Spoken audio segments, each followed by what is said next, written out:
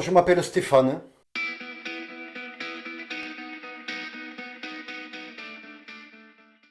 Je suis quelqu'un d'assez, je suppose, par rapport à au retour que j'ai pu avoir, des gens qui m'ont côtoyé, quelqu'un d'assez avenant, d'assez simple, hein, et puis qui aime partager les bons moments. Je suis à l'écoute des autres, hein, et bien que je sois quand même quelqu'un un peu solitaire, hein, je suis quand même très ouvert à la compagnie. Et j'apprécie beaucoup la compagnie, et pour moi, c'est indispensable dans mon fonctionnement.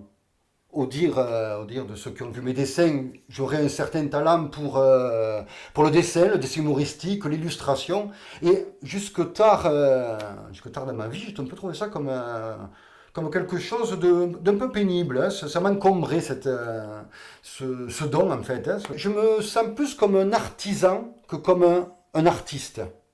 Voilà, ce que je sais faire, donc je fais. Mais je peux passer un mois sans toucher un crayon, ça ne me manque absolument pas. Si je n'ai rien à faire, je ne vais pas dessiner. Je vais aller me balader, je vais faire autre chose. Moi, je suis très tourné vers l'extérieur. Si je suis chez moi trop longtemps, je ne suis pas bien. Me sens un peu dérangé, un peu assailli par la mélancolie. Je vais penser à des choses. Ouais, qu'est-ce que je fais là? À quoi bon faire tout ça? Donc, j'essaie de sortir au maximum. Je suis toujours dehors, je passe ma vie dehors. Et ça me va très bien. J'en ai pas mal, mais bon, là je fais en sorte de les émousser un petit peu, hein, pour dire de les arrondir au maximum. Je dirais que je manque beaucoup d'ambition.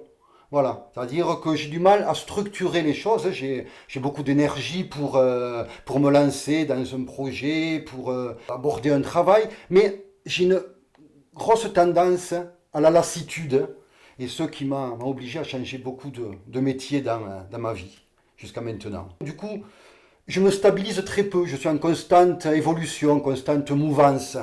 Voilà, donc je n'arrive jamais à arriver à un terme net et définitif. Mais c'est peut-être pas tragique. Je dirais que je suis quelqu'un de fiable, c'est-à-dire, voilà, on peut compter sur moi. Si je m'engage à faire quelque chose, je, je le fais, et la personne qui m'a demandé un service ou un rendez-vous, ou de me lancer avec elle dans un projet, elle sait que je la suivrai jusqu'au bout. Même si au bout d'un moment, peut-être la lassitude se fera sentir, mais ça, c'est une autre étape. C'est souvent les humains qui procurent de la peine, hein. Moi, je suis souvent affligé devant l'irrespect, la violence gratuite, hein, la bêtise. Voilà, ça me rend triste. Voilà. Ça me rend triste parce que je me dis qu'on est, voilà, on est là ensemble pour créer quelque chose de commun. On est un peu dans le même bateau tous ensemble, hein.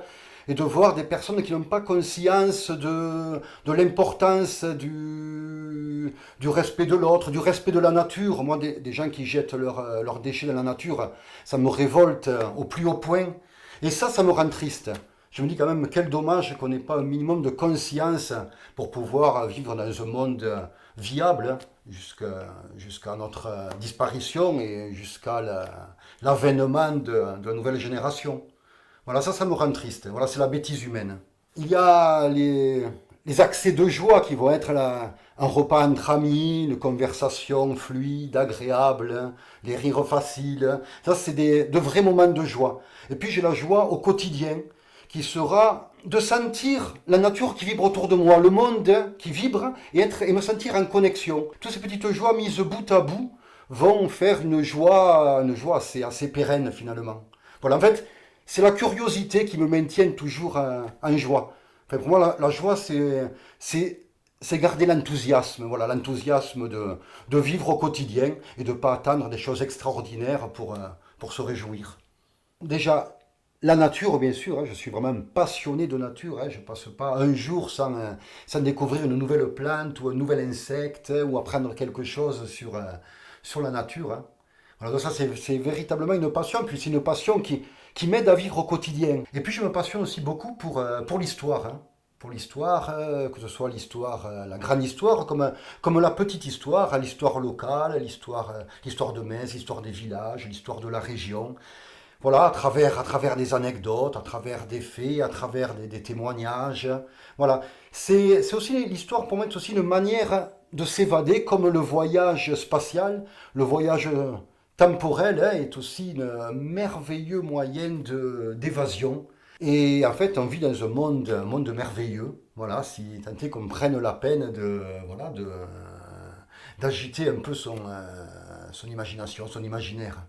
Une de mes fiertés les plus récentes, hein, c'est d'avoir pu créer mon association qui s'appelle Espangasat et de pouvoir amener des gens, des adultes, des enfants, hein, parfois des gens très éloignés de la nature ou des gens en situation de handicap, les amener à découvrir, à s'émerveiller devant les petites vibrations du monde, devant un insecte, devant une fleur, ça, à prendre le temps d'observer, de s'arrêter un petit moment.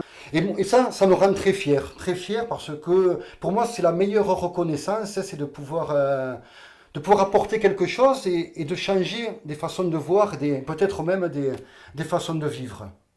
Alors, mes forces physiques, alors, ne dépendent pas trop de moi, hélas, hein, mais bon, j'ai la chance d'avoir une santé pas trop mauvaise, hein, donc, puis, sans être un sportif, je m'entretiens quand même, étant donné que j'adore marcher, ne serait-ce que pour découvrir la nature, ça me demande beaucoup de marche.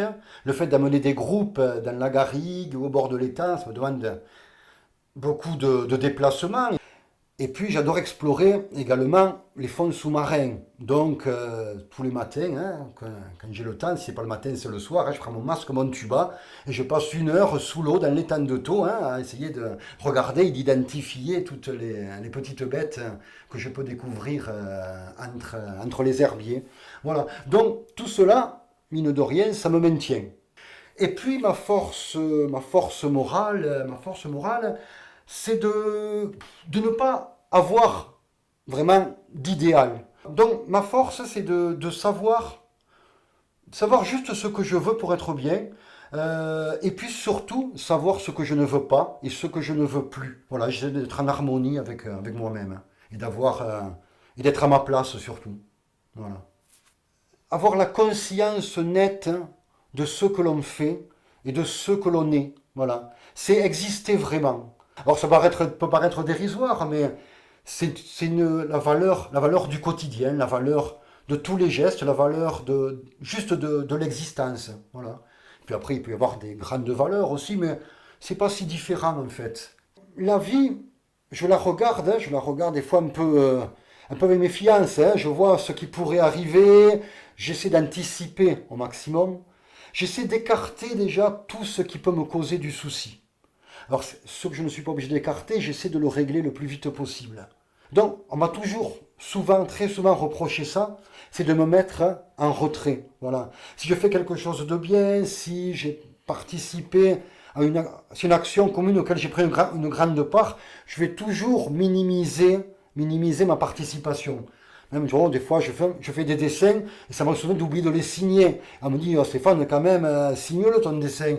Oh, je dis, si c'est utile. Mais oui, c'est utile, il faut que tu le signes. Alors, même encore, hein, j'ai du mal à m'approprier les choses. Hein, voilà. Je dis, je fais un dessin, moi, s'il te plaît, voilà. Mais après, moi, si je le signe, je le signe. Je ne suis pas Picasso non plus, il n'y a pas de valeur dans la signature, du moins pas encore. Hein. Mais comme quoi, j'ai pas un énorme ego, et ça me l'a souvent dit. Pour moi, c'est la simplicité. La simplicité. Moi, je vois de suite hein, celui qui arrive là et qui est pas lui, qui va me raconter des choses, qui va me dire, qui joue un rôle. Voilà. Je dis pas que j'aime pas les personnages, mais il y a une façon de jouer son personnage. Au premier mot, au premier échange, moi j'ai échangé 3, 4 fois et je me trompe rarement. Je veux dire, cette personne n'a pas, ben, je dirais pas qu'on n'a pas d'intérêt, mais n'a pas d'intérêt affectif direct pour moi. Je le sens de suite. Parce que cette personne n'est pas elle. Hein. Voilà, elle ne vient pas comme ça me parler simplement. Mais après, j'ai une très grande faculté à me dire, voilà, tout le monde, tout le monde a des défauts. Moi, j'en ai peut-être que j'ignore. Et souvent, je sens le côté un peu dans les défauts, devant un côté. J'ai un peu de compassion, des fois, je trouve que c'est presque pathétique chez certains leurs défauts. Euh, Quelqu'un qui va mentir, voilà, et que je vais me rendre compte qu'il ment. Mais ça, je me dis, c'est pas grave. Je me dis, voilà, c'est. Bon, sauf si c'est pour quelque chose de grave. Mais voilà, le mensonge, les gens qui se font valoir, les gens qui sont jaloux me dérangent.